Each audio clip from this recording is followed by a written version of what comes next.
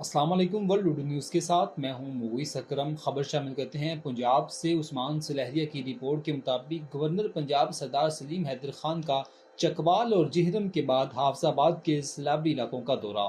Governor Punjab سردار سلیم حیدر خان کو حافظ آباد آمد پر ڈی سی ڈی پی او پی ڈی ایم اے اور ریسکیو افسران نے سیلاب سے متاثرہ علاقوں پر مکمل بریفنگ دی۔ گورنر پنجاب نے سیلاب متاثرین سے ملاقاتیں کی۔ متاثرین نے گورنر پنجاب کو سیلاب میں بہہ جانے والے نقصانات کے بارے میں خود بتایا۔ گورنر پنجاب میں ضلعی انتظامیہ کی طرف سے لگائے گئے ریسکیو میڈیکل اور کھانے پینے کی اشیاء کے اسٹالز کا معائنہ بھی کیا۔ گورنر پنجاب سردار سلیم حیدر خان کے ہمراہ پیپلز پارٹی وسطی پنجاب کے جنرل سیکرٹری حسن مرتضیٰ سمیت ضلعی قیادت بھی موجود تھی۔ گورنر ہاؤس کے تمام افسران اور گورنر ہاؤس کی تمام مشینری پنجاب میں آنے والے سیلاب پر توجہ دی ہوئی ہے۔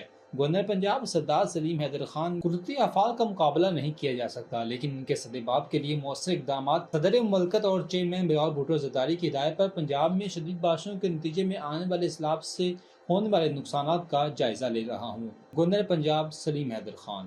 پنجاب کے عوام سیلابی صورتحال میں اپنے غریب اور پیسے ہوئے طبقے کو اس مشکل گھڑی میں اکیلا نہ چھوڑیں۔ مونسون کی بارشوں نے پنجاب میں تباہی مچا دی، جس کے نقصانات دیکھ کر دل خون کے آنسو رو رہا ہے۔ میں کوئی سیاست نہیں بلکہ پنجاب کے نادر اور مستحق لوگوں کے سیلابی ریلے میں بہہ جانے والے مکانات، مالی مویشی اور ہونے والے جانی نقصانات کا ازالہ کرنے کی کوشش کر رہا ہوں۔